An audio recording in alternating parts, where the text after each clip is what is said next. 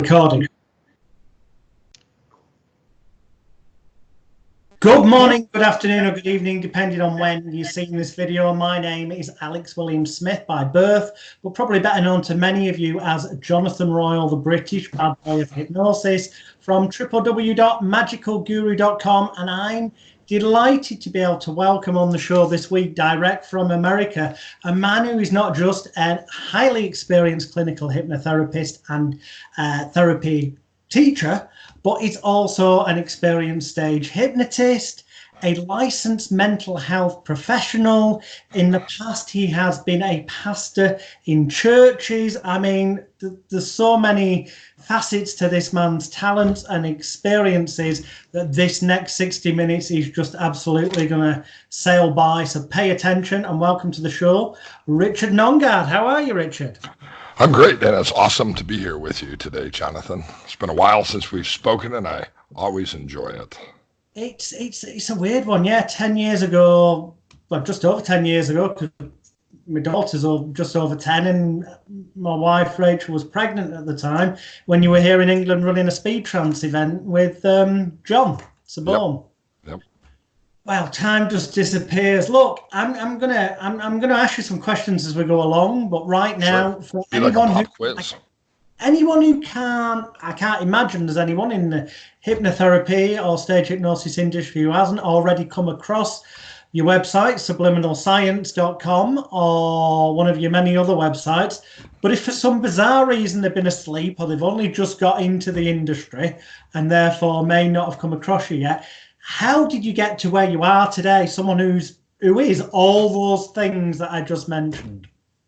Sure. You know, it was funny. Yesterday, I actually stopped by a training that another hypnosis instructor was doing. And he introduced me, and I asked, is there anyone here who doesn't know who I am? There were a few people in the room, and I thought to myself, well, you don't use Google then. So how did I get to where I am? And I am pretty well known. I've written a lot of books in hypnosis. I've done a lot of trainings. And I also do the real work of actually seeing clients. You can actually make an appointment with me and come to my office and have me hypnotize you. So I think that's been a part of my success. But years ago, I learned a valuable lesson, and that is that if you don't like where you are, put yourself where you want to be. So if you want to be at the top of anything, then put yourself at the top, be the top. And I think it's important to recognize that what Milton Erickson said was true. We have the resources within us to solve anything in front of us. And I've tried to apply that in a number of different ways. But I think probably I am most well known because I'm really good. Well, I'm not actually a good typist, but I'm good at hiring editors to make my typing look professional. But I'm good at cranking out the typing, and so I write a lot. And my books have sold pretty well. I think I would venture to say that nobody's sold as many hypnosis books as I have. So, and it's safe to say if you go on Amazon, I mean, if you just go on Google and type in Richard Nongard books, you're going to get a ton of them. But if you go on Amazon, because you always, buy a few at once, and that way you'll get free shipping. And you'll find tons of books covering every angle of, well, not just hypnosis, therapeutically entertaining, rapid inductions, but I mean also like how to survive new relationships with step siblings and sure. things. Well, I am a psychotherapist, so my interests go far beyond hypnosis. Of course, hypnosis is what I do on a daily basis. It's what I'm interested in. It's my passion. But other aspects of psychotherapy. So I did write a book titled The Step Spouse, How to Stay Sane When Their Ex is Driving You Crazy. And I just finished a book with R.J. Banks on advanced parallel programming and the law of attraction. That just came out last week. And I think that's an outgrowth of my interest in autosuggestion and positive affirmations in hypnosis, combined with Rob Banks' expertise in really understanding the mindset of success. So we collaborated on that. And of course, probably the most recent book is The 7 Most Effective Methods of Self-Hypnosis. And that's been my bestseller so far. And I think the reason why is people around the world really want to know how to access the resource states of hypnosis that can change their health, their wealth, or their habits. And they see a stage hypnosis show and they say, wow, that was amazing. How can I use that power in my own life? Or they go to a hypnotherapist and they discover that what they've struggled with their whole life to make a change on, they were able to change in a couple of sessions, and now they want to be able to not just be hypnotized but become hypnotic, and so I think that's the reason why that book has been a bestseller. Excellent. So in terms of, I mean, the majority, obviously anyone could eventually find this video when it goes live, such is the nature of the internet these days, but it is mainly aimed at people in the industry. So Sure. whether it's a stage hypnotist, hypnotherapist, or some other kind of talking therapist who, even if they don't call it hypnosis, is using suggestion, is using metaphor, or any of these sort of techniques in the work. So I'm putting myself in the place of the viewer at home who I guess is probably going to pause this video by now and done a quick Google search on you if they didn't know who you were already, and now come back to the video and gone, wow, this guy's had shed loads of experience, but on the real, everything from what most therapists deal with on a daily basis, right through to the mental health stuff, proper addictions, what I call the hardline cases. Right. But also you've got a background as you were a pastor in the church. Sure. Well, that was where I first learned the power of stage hypnosis. But that's. I'm glad you said that, because otherwise I might have been upsetting you with the question later of how do you view religion now? Because I see it as being a prime example of hypnosis. Oh, absolutely. In fact, my most recent book, I wrote a story that is bound to offend somebody about my experience in a Baptist church in Austin, where they did the pre-talk. He read some scripture and told us what we were going to do. And after the first prayer that focused our attention, which was really training us to set aside what was outside of the doors and bring our attention to the present, he did his induction. It was a 20-minute induction. We call that a sermon. And then, of course, went into his hypnotic suggestions, and then even post-hypnotic suggestions. The altar call is a post-hypnotic suggestion. I know now that somebody here has been touched, and you'll come up in front of the crowd and you'll confess to everybody whatever, and in fact there's more than one or two or three of you. That's a hypnotic suggestion, and so I could see all of the elements of a proper stage hypnosis show in that church service. And religion has used, since the beginning of time, we've always tried to explain the unexplainable. Right. And so religion really is our set of beliefs that make sense out of things that really don't make sense. And, Freud came along and changed it, and theology is no longer the queen of the social sciences. Now psychology is. But I think the role of the psychologist is largely that of the priest healer. It's largely superstition also, the field of psychology. Even medicine is. Antidepressants largely are the placebo effect. The research actually shows that it's placebo with side effects. Irving Kersh's book, The Emperor's New Drugs, where he did a meta-analysis on all the studies, actually concluded that placebo is more effective. Yeah, absolutely.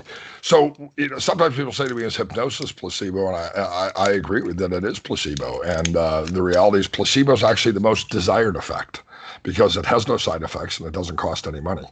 So I'm okay with that. But when it comes to, religion, trance is a phenomena that can focus our attention. It can help us to access our higher self or our resources, whatever the religion is, whether it's whirling dervishes, whether it's Kabbalah prayers, or whether it's Catholicism, or American evangelical Christianity, or really any other religious flavor out there. Trance focuses attention. It helps us clarify goals. It helps us to be present in the moment, and those are all some of the contributions, I think, to our awareness of the power of hypnosis that religion has made.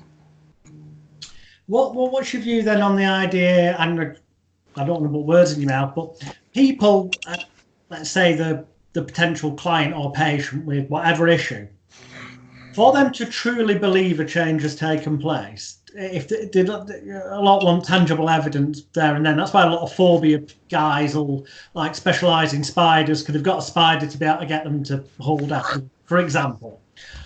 But in like certain churches, when the pastor touches them, the person, because of the hyped up belief, will go into the old shakiness, because the whole body shaking, dropping to the floor, being anointed by God, is them proving to themselves, because, you know, for this change, this healing to take place, I've got to believe that God's touched me. So it becomes a self-fulfilling prophecy, the way that some clients will not think that they've offloaded the baggage from the past unless they break down in tears, the so-called abreaction. What do you Sure. make of that? Well, just because it's hypnosis doesn't mean that God didn't touch them. Uh, but the reality is, when I see, for example, Benny Hinn, let the bodies hit the floor. And if you Yeah. haven't seen that video yet, please watch that video. Just go to YouTube and type in Benny Hinn, let the bodies hit the floor.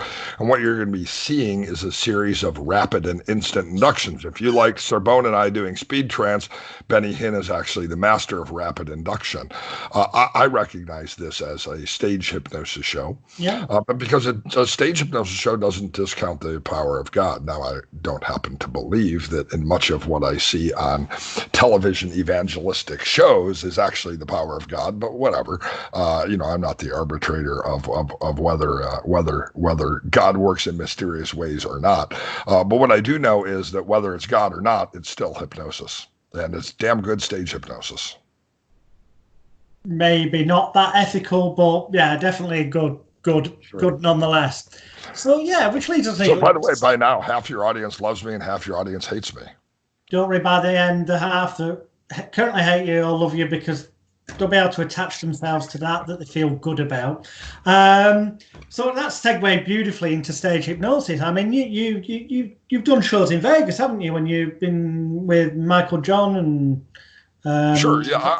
I was the fill-in guy for a couple of the big shows here back in the 2000s, and it was great because for me it was awesome. I was actually living in Oklahoma at the time, so I would fly out here and fill in for Michael Johns, Terry Stokes, filled in for Dr. Scott Lewis. He had a long-running show at the Riviera Hotel, and I filled in for him probably the most.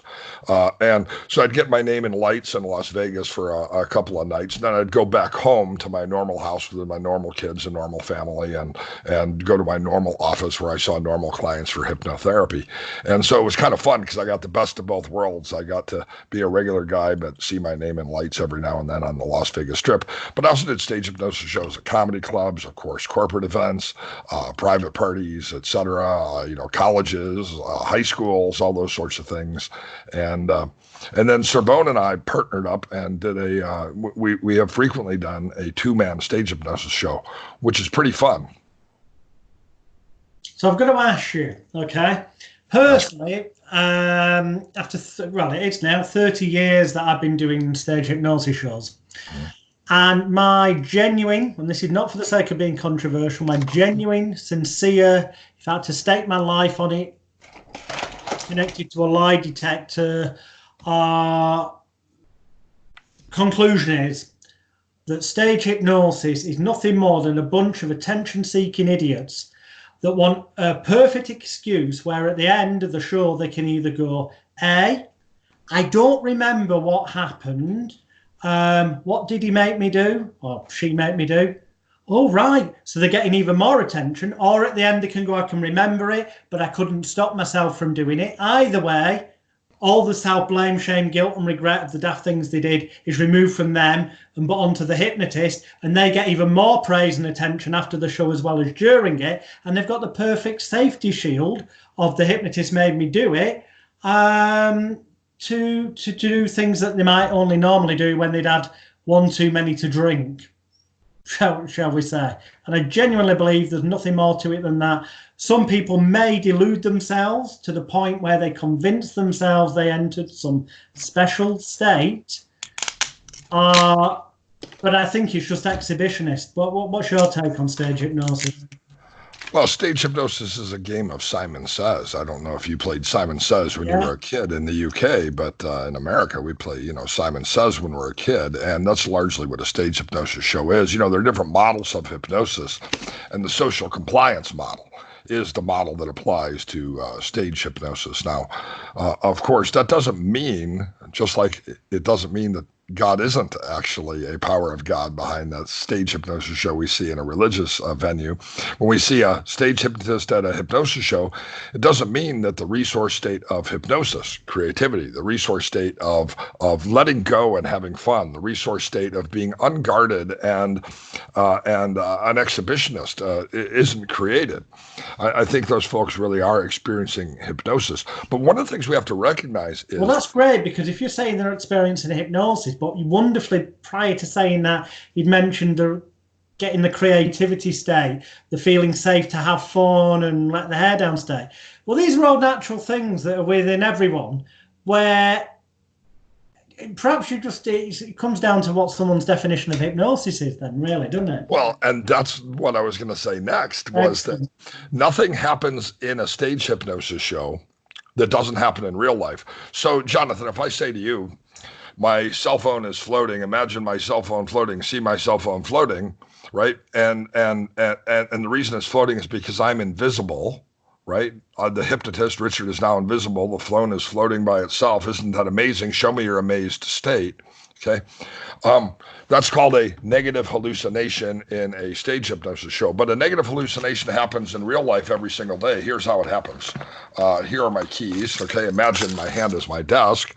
My desk is cluttered.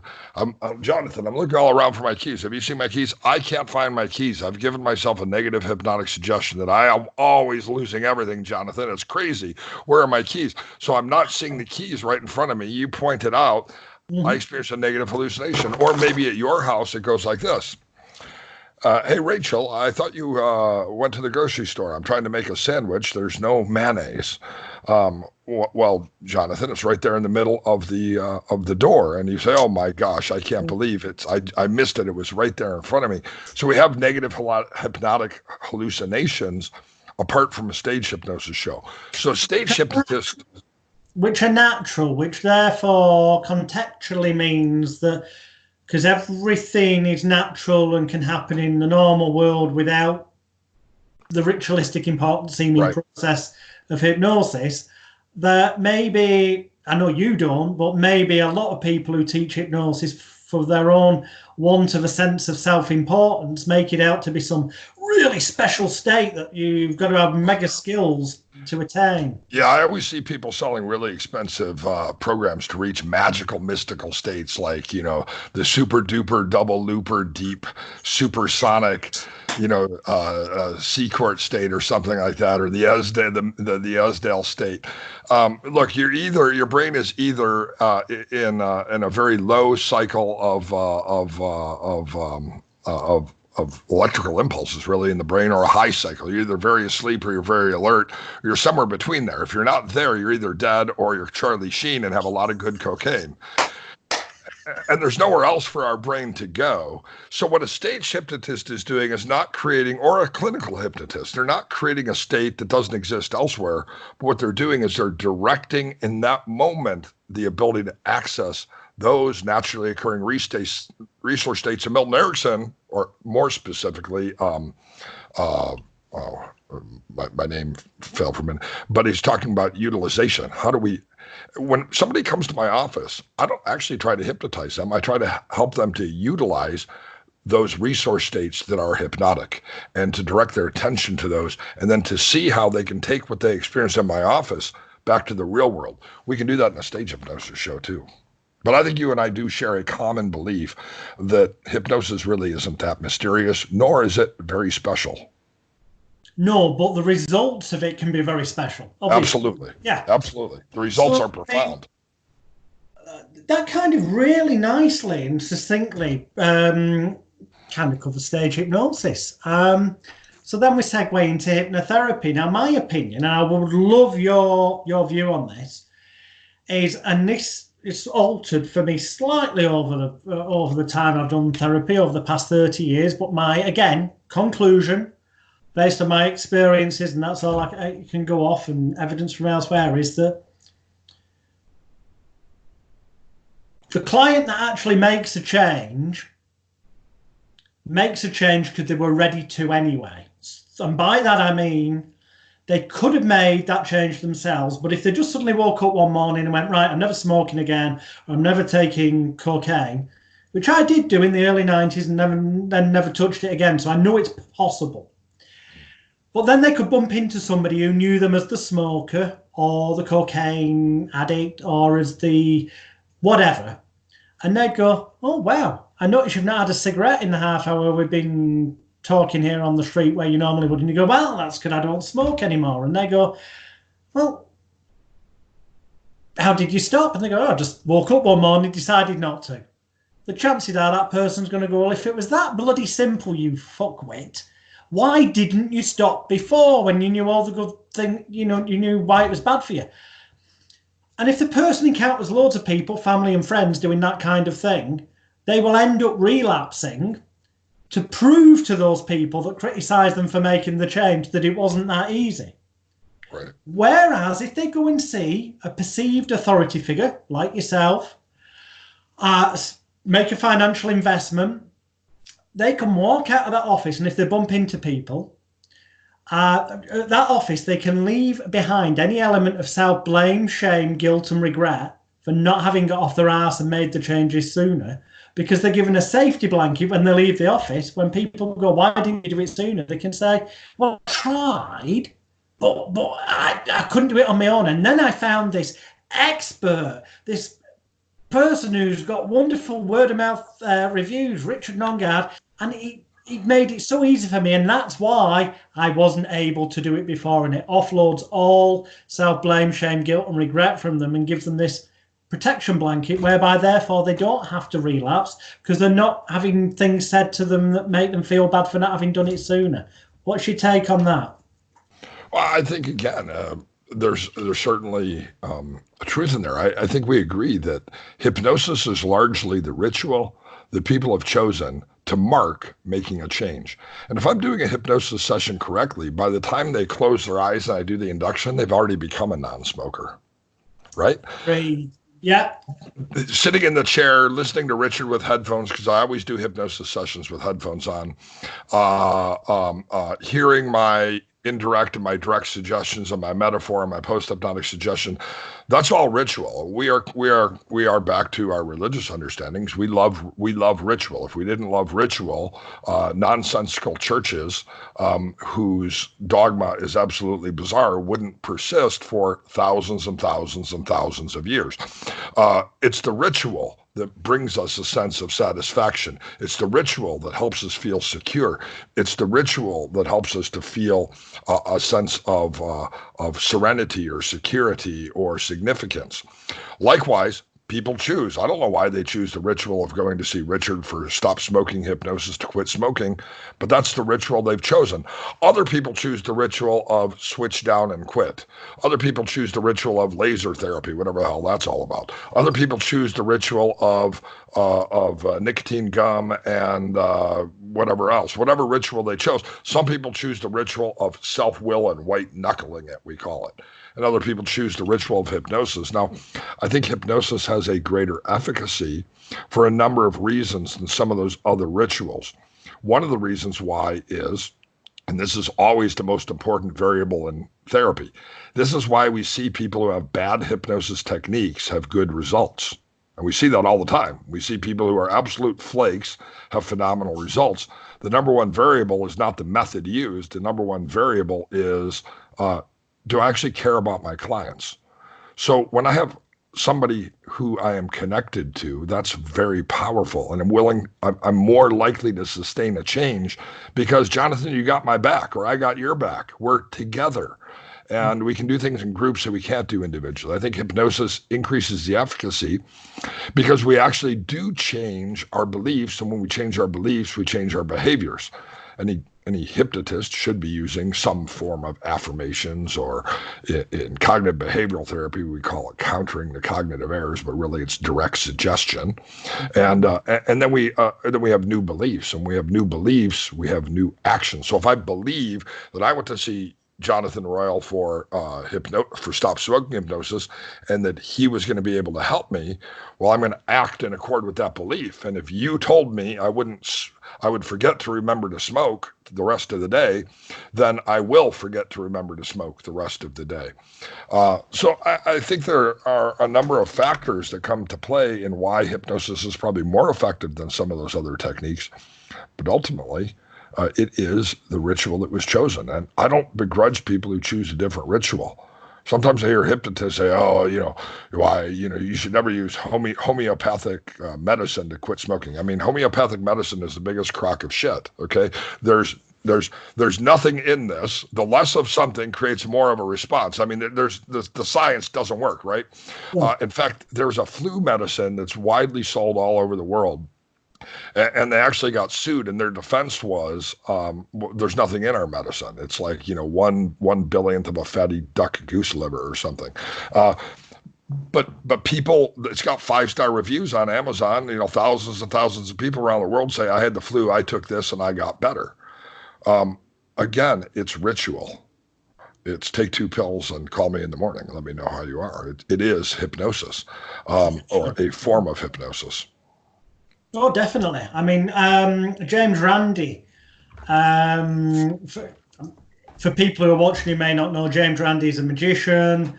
I used to do escapology, and he had a thing called the James Randi Educational Foundation. That's kind of shut as such now, where he'd investigate claims of the paranormal or extraordinary claims, and homeopathy was one of them. And he started one of his talks by going on stage with all these homeopathic pills and taking bottle after bottle of them, because on the bottle it says do not exceed so many in a day, and therefore by virtue of the warning, he should have dropped dead on stage, and obviously he didn't, because there was nothing in them. So as you say, it's about the ritual, the importance, the intent, and all that. The belief. Yeah, and belief. So in which case, what the fuck? And this annoys me. I get that people have got to make money, but I think there's a point where there's people in this industry, hypnotherapy trainers, or whatever they choose to call it, Tibetan mind control, whatever technique they give this new winky wanky technique, they'll charge a fortune so you can learn this new technique. And when you look at it, it's nothing, there's no real substance to it other than when it works, it's going to work because of the placebo effect, because of belief, because of expectancy, because of intent, all the things you've already mentioned. Whereas the therapists who are buying into these because they want to believe they've got the latest powerful technique overlook things like, for example, affirmations that you said before, the power of them, and the power of Emile Coué. What's your view on all that? I mean, my favorite deepener does not impress hypnotists at a hypnosis convention. In fact, I was at an Erickson Foundation event here in Arizona last month. 2 different speakers mocked hypnotists who count backwards. Well, what does that have to do with hypnosis? But my favorite deepener is 5, 4, 3, 2, 1, 0. And the reason why it's my favorite deepener is because it's consistent with our cultural understanding of hypnosis. So for whatever reason, actually the reason is Bela Lugosi playing Dracula needed to hypnotize, but Bela Lugosi was an actor, not a hypnotist. So Bela Lugosi had eye fixation because remember, he read James Braid's Induction, right? He got the lancet held before their eyes. So he said, okay, eye fixation. And Bela Lugosi said, I don't want to learn anything more about hypnosis because I'm not a hypnotist, I'm an actor. So he just went 5, 4, 3, 2, 1, 0. That's what Dracula did to hypnotize. So every other movie said, what do you do when you hypnotize? You count backwards. So whether it's the movie Office Space, whether it's my new favorite movie called The Great Hypnotist, which is a Chinese movie that you can find on the internet. That's an awesome hypnosis movie. Came out 2 or 3 years ago in China. Or really any other movie about hypnosis, the hypnotist counts backwards. So we have, in America, we have a show called Sesame Street. It's a very popular children's show. Most people grew up with it. There's a character called the Count, and count 1, 2, 3, 4, right? Well, that's actually a parody of Bela Lugosi. That's the Muppet of Bela Lugosi, right? So in our cultural awareness of what is hypnosis is counting backwards. So when you count backwards, here's literally what happens. Go ahead, count backwards, Jonathan. I'm going to be your client. You count backwards from 5 to 1 slowly. 5, the deeper you go. Well, just the numbers. I put words in, but we'll just do the numbers. 5, 4. Holy mackerel, the hypnotist is really counting backwards. 3, 2. I must be getting hypnotized. And on 1, just relax, drifting down to sleep. And I must be in hypnosis now. The reason why that deepener is so powerful is because it's consistent with our cultural expectations of hypnosis. So the simplest techniques are often the most effective techniques. So I'm like you, I see people out there selling their super duper double deluxe looper method of whatever and charging phenomenal prices. And I take great pride in the fact that I charge a lot less money, give them twice as much content, and that I teach the very simple methods. You know, there are over 12,000 journal articles and peer-reviewed literature that show that hypnosis is effective. And they show us the techniques because they tell us what techniques were used in these studies. And it's never the super looper, double deluxe duper deepener. It's always visualization.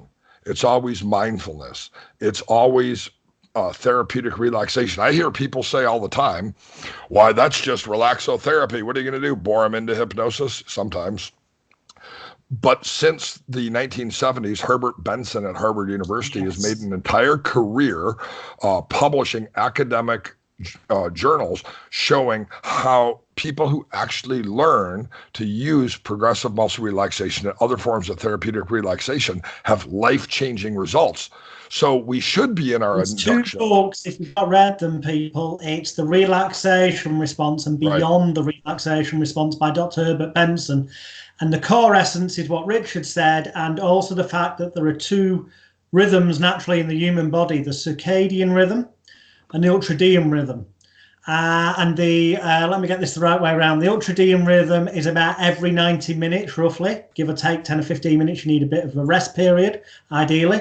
And the other one is that in every 24-hour period, you need roughly 8 hours sleep time.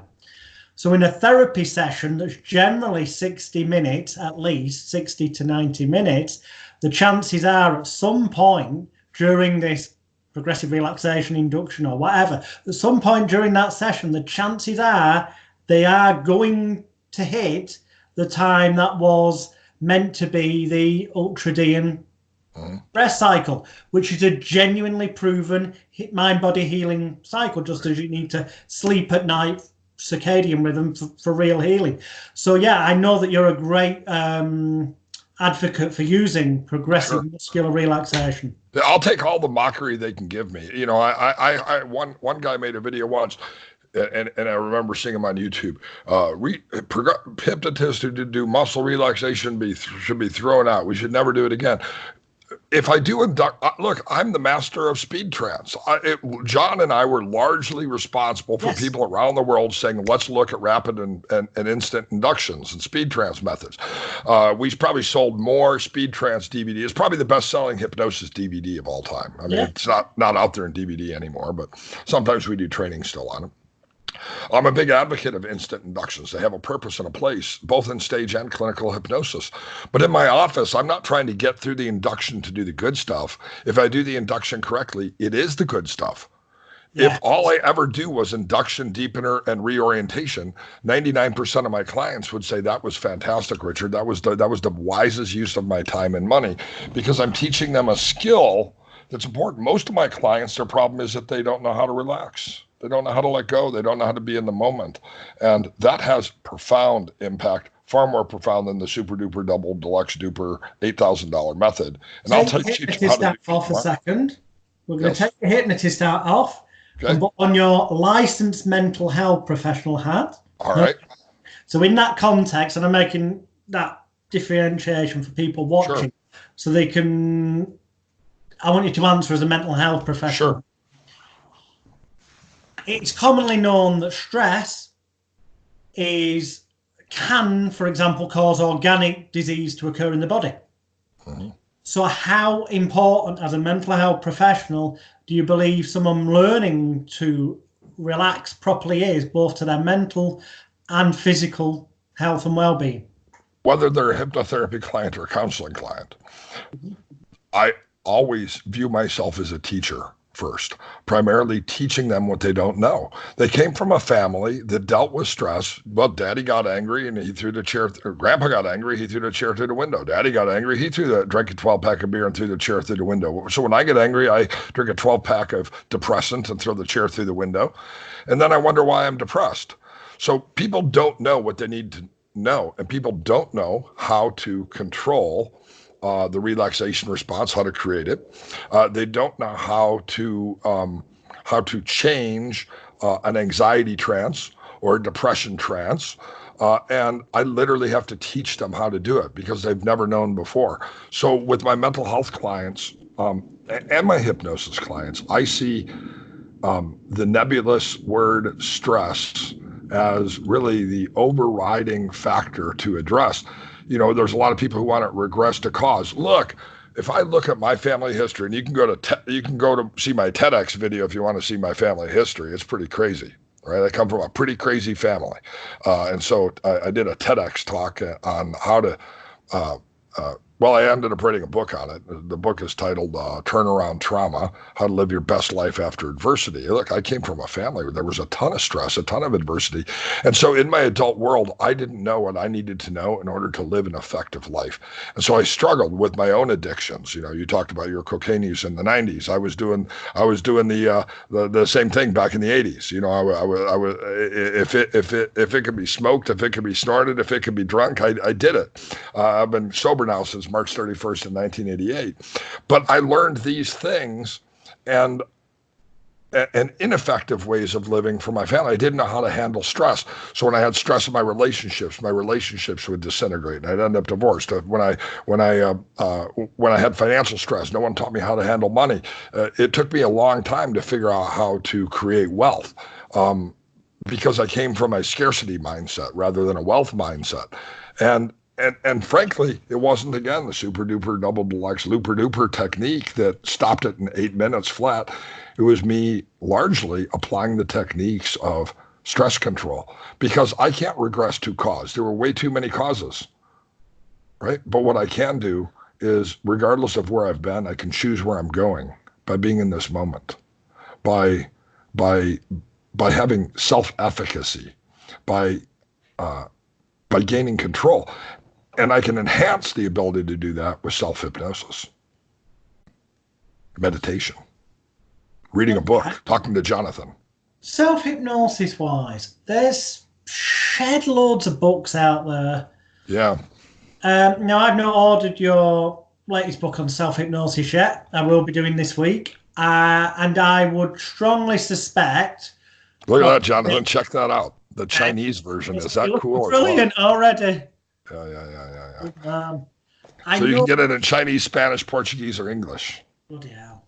I know that book is going to address this because that's just the nature of who you are, and you've already answered questions in that manner. But there's so many bloody books out there on self-hypnosis that some of them were clearly written by people just because they wanted to make some money. Right. Or they were written by people who don't have a bleeping, effing clue what they're talking about, and they quite simply don't work for people, so people get dejected and they're written in a manner that makes it seem grandiose and complicated. But listen to me, I'm the own master and you'll be able to do this.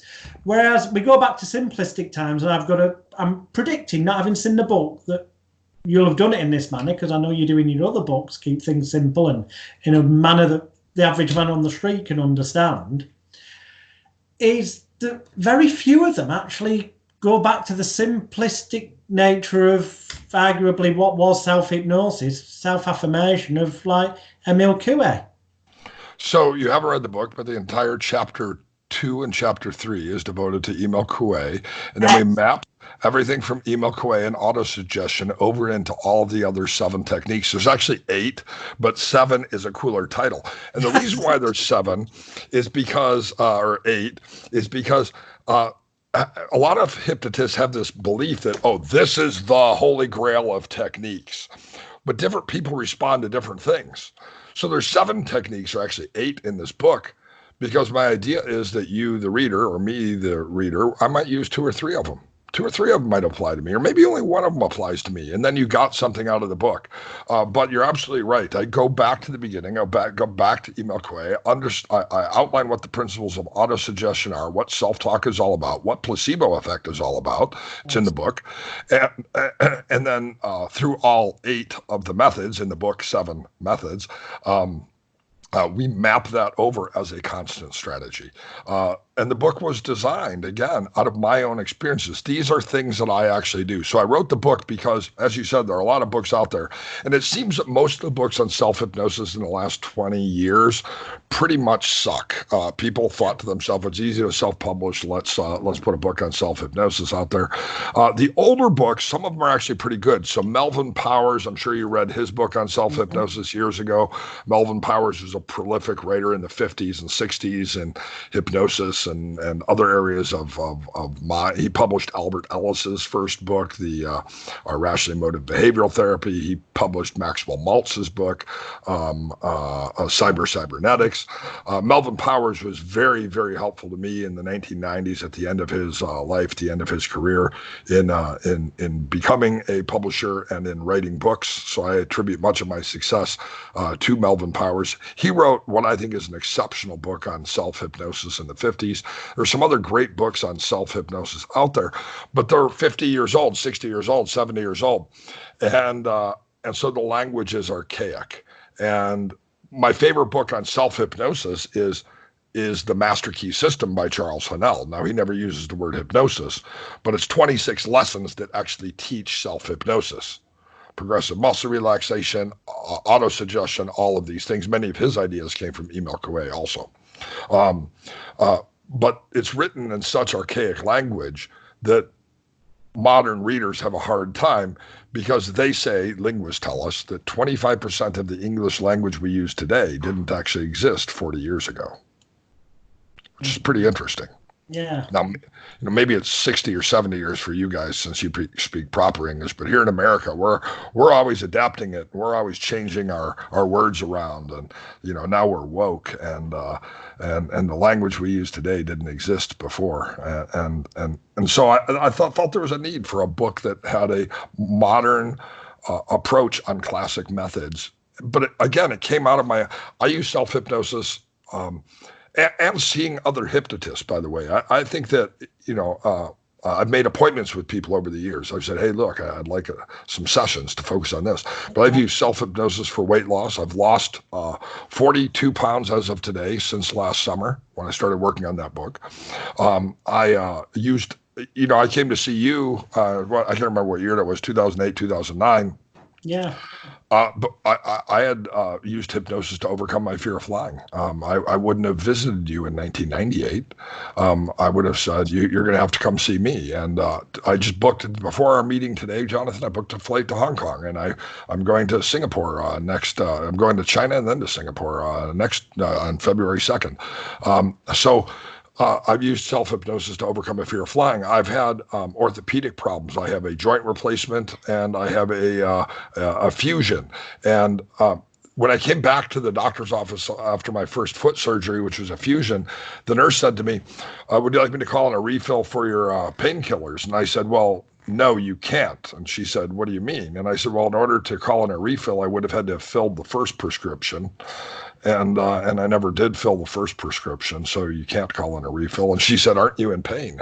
And I said, well, now that you ask me, I suppose the doctor did just cut open my foot, cut out the joint, throw it in a trash can, put in a metal rod, and sew it all back together. So yes, it hurts like hell, but it feels so much better than it did before he did that I'm okay with this level of pain.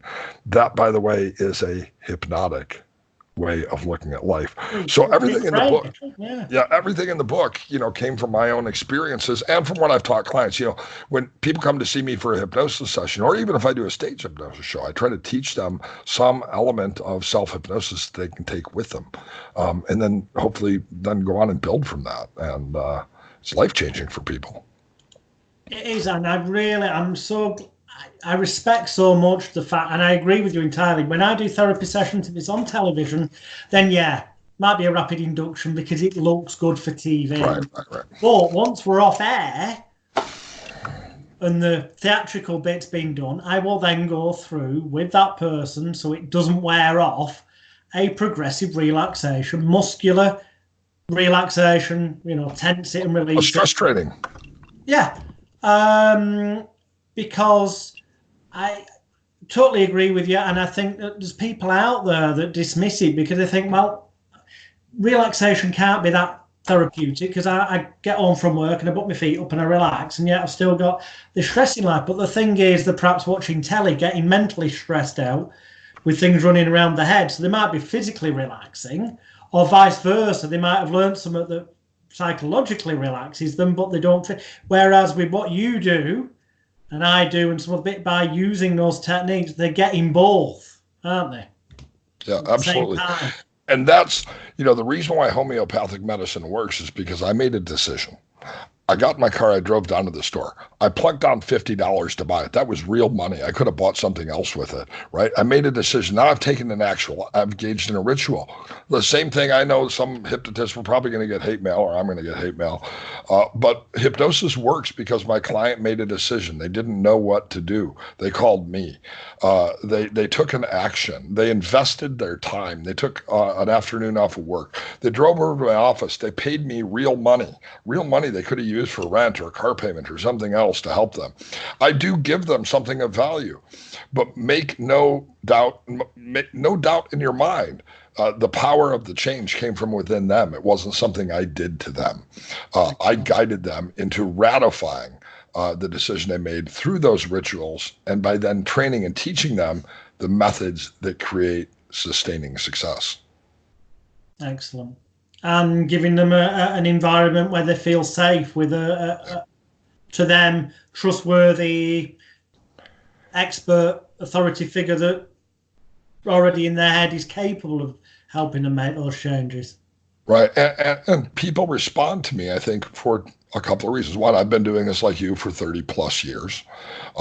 They know that they people come to me, they say, well, I saw you wrote books, or I saw you won awards, or I saw, blah, blah, blah, blah, blah. So there's the authority. But the other reason why is I think I live a fairly genuine life. What you see is what you get. I'm pretty much the same in my office as I am in real life and as I am on stage.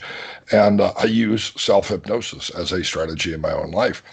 And I use, in each and every way, each and every day, I'm getting better and better. I can't take the camera because we're using my desktop over to the bathroom, but on my bathroom mirror in both English and Chinese is written with a dry erase marker right now in the bathroom. In each and every way, in each and every day, I'm getting better and better on my bathroom mirror. Emil Coué, right, the exactly. classic one that's been tested and proven to work. Exactly. And by the way, I can't read the Chinese. My wife can, although I can speak Chinese. I can speak Chinese pretty well, at least pretty well for a dumb American. So that's pretty good. So. Well, you're learning it subliminally because you know what every day in every way is. So your association of the word sentences. Right. Oh, no. Yeah. So, excellent. We've covered stage hypnosis. We've covered hypnotherapy. We have mentioned you being a licensed mental health professional. We've covered religion side, the fact people go on Amazon, they'll find tons of your books. And the thing is, from my experience, there's tons of authors out there that get loads of books out, and then it's just for the purpose of making money. And Richard, my father-in-law just brought me a plate full of fruit. Excellent. Obviously, Richard does do stuff to make money, but he's also, as you've clearly realised over the past minutes of 48 minutes so far of this interview, he's congruent and honest, so you will be getting, you've heard what he said in this interview, his books are like that in terms of content and explanation. So I would encourage you to go and stick at least a couple of them in your Amazon cart and get them ordered, because that way you'll get free postage. And then I predict you will end up ordering more of them when you see that the books are like the man that you've seen during this interview. So we've only really got sort of 11, 12 minutes left. Tell us a little bit about the organization you founded, the ICBCH.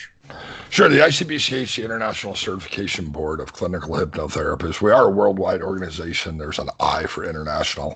I teach internationally. It's been a long time since I've been to the UK, but maybe I'll come back. We have trainers from around the world, and but really most important, what we've desired to do is a lot of different hypnosis organizations exist out there, and they've all had a contribution at one time or another to the profession. My expertise is in online education. I am actually a university professor at a real accredited university. My degrees are from accredited universities. And so I became familiar with delivering online education in academic settings early on. And the ICBCH has been very progressive in permitting instructors to use the effective techniques of online education as well as in-person education and hybrid education to further the profession. A lot of associations seem to not want to let the secrets out. In fact, I remember back in the day when you and I were back in 2006, 2007, first putting YouTube videos up, and you and I got a lot of flack. People said, well, you can't put an induction on the internet, Jonathan Royal. You can't put an induction on the internet, Richard. And of course, people were afraid we'd give away their secrets for free, which of course caused both of us to give away even more for free, which I think is both. And everyone's doing it now. That's the thing. You and me were doing it back, but a lot of the new era now don't even realise. Right. What the stuff they're claiming, oh, this is new, I'm going to share stuff with you on YouTube. No, we were doing it back in the day. We're doing back with YouTube far more prolifically than me because I'm a lazy bugger at heart. But Richard, wow. I mean, you go on YouTube, look at his channel. He has got videos where the video alone has got, forget the chat, video alone has got like millions of millions of views because he's been doing it so long. And there's so much stuff you can learn from his channel. I encourage you to go and have a look. The other thing we've tried to do with the ICBCH is to actually provide real membership benefits to support members. Now, some of this is U.S.-centric, but obviously one of the biggest problems, the two biggest problems we have is small business, and a hypnotist is a small business banking and financial services. So we've created a connection to a 5,500 member credit union to access affordable business banking services for self-employed folks. Our members can also access, this is important in the U.S. because out of 33 developing nations, 32 of them provide healthcare to citizens, only one of them doesn't, and of course that's the USA. So we have a group healthcare plan. Behind here in England, the way things are going. Right. So we have a group healthcare plan that our members can opt into, which solves one of the biggest problems for people who might want to leave a job they hate or were trapped in for healthcare and be on their own. So we've really tried to provide member benefits. And again, keeping with my theme, we do it at a very inexpensive rate. We largely charge an annual membership fee that we've equated to being what our cost of maintaining a member is, for printing, postage, administrative time, those sorts of things. The other organizations, again, have all made their contributions over time, and I hope the ICBCH is making its contribution at this time, which I think it is on really a worldwide basis. Excellent. So people, there will, when this video goes out, there will be active hyperlinks underneath that people can click directly on. But I mean, at the end, I will ask you to share your web addresses. But we've covered stage, we've covered therapy, we've covered religion, we've covered mental health, we've covered so many things. So in a nutshell, and this, it doesn't matter whether it's stage, hypnosis, therapy, whatever winky wanky title it gets given. What are, if somebody came to you and they were a complete and utter newbie, they knew nothing, but they genuinely, sincerely wanted to learn and become the best possible, we'll say hypnotherapist that they could become, what would your top 3 tips be for them? Probably my top 3 tips would come in the form of an experience. The first thing I would do is what I see many hypnotists do. I have them focus on the far wall and pick a spot and bring all of their attention to it. In fact, the people listening to you and me right now, they can actually do this. They can point to a spot on the screen. I mean, they become aware of a spot on the screen, whether it's my shirt or your shirt or, one of the pictures in the background there. I think that's SpongeBob or something on the wall, or The Simpsons, or my camera, whatever that spot is. and bring all of your attention to it. Now close your eyes down and notice something. With the eyes closed down, you can still pay attention to that spot. This is learning number one, that whether we see it or we don't, we can choose where we place our attention. So go ahead and open your eyes.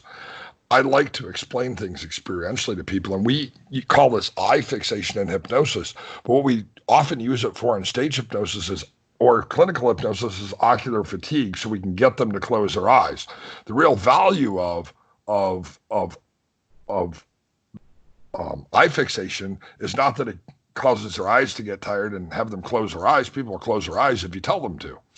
It's that we get X-ray vision. We learn right off the bat the special powers of hypnosis. We all wanted X-ray vision when we were a kid. We paid a quarter to the comic book in order to get those X-ray glasses. Well, we already have it. And we can choose where we pay attention. Hypnosis is largely about where we choose to direct our attention, to either the resource states that help us or to the trance states that are unresourceful and don't help us.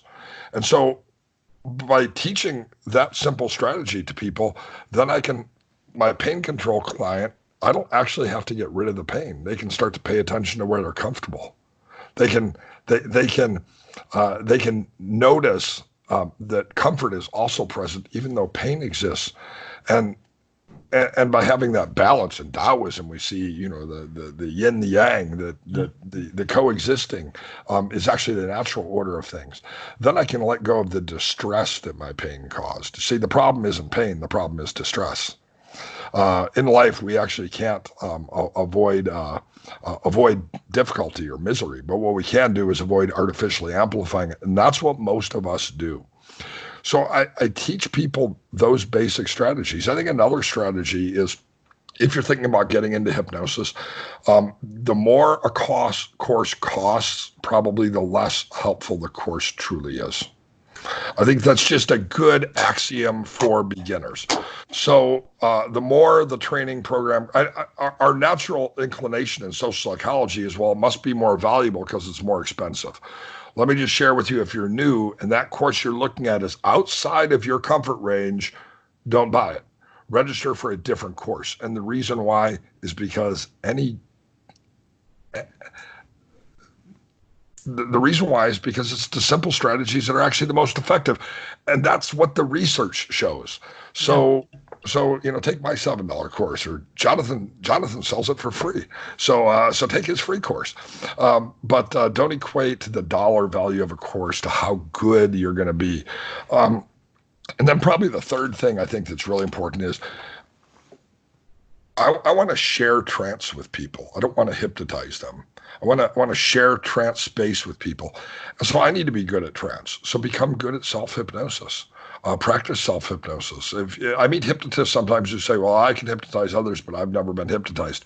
Those people don't understand what hypnosis is, because professional hypnotists are good subjects. I would say I've never been hypnotized in the context of what 99% of hypnotherapists and stage hypnotists sadly believe it to be, or at least pretend it to be. Sure, but you've been hypnotized. In the context of what you've been talking about, yeah, I do it all the time, because I understand that physical relaxation on its own is not enough. Psychological relaxation on its own is not enough. Put them together, right. Progressive muscular relaxation, induction, fixation of attention on something else. And some call that hypnosis. Right. Others call it, relaxation response. Right. Yeah. Or even just trance utilization. Your daughter's 10 years old, and my kids are all old. My kids are 28, 25, and 20, 24. But I have a 10-year-old stepdaughter, which is so awesome. And the reason why it's so awesome is because all my kids grew up, and I was kind of sad. Then I met my wife, and I got married, and she had a daughter, and so now I have a stepdaughter, and I'm so happy because I get the joy of having a house full of life once again, because kids are really pretty awesome. They're a pain in the ass and they're expensive and, whatever else, but overall, they're definitely joyful. So I'm sure you've had the same experience where you have stress, you have things going on, whatever else, and your daughter comes along and does something cute or says a kind word or puts her hand on daddy's shoulder, and wherever you were has been instantly changed. And one of the things that I find is that by simply being able to pay attention, they say that when we die, we'll look back on our life and there'll be 100 days that define us. The key to happiness is not to recognize them in retrospect, but as they are happening. And people who are hypnotic are able to do that. And I know you've had that experience, and I look for those experiences as well. And those are the kind of strategies that make a huge difference in living well and living stressed. Thank you, Richard. Hey, I tell you what, there is gold in the past 60 minutes. And if some of it's bypassed you because you were so into the two-way conversation, that's the joy of this, because as you're watching this will be, when it's released, a recording.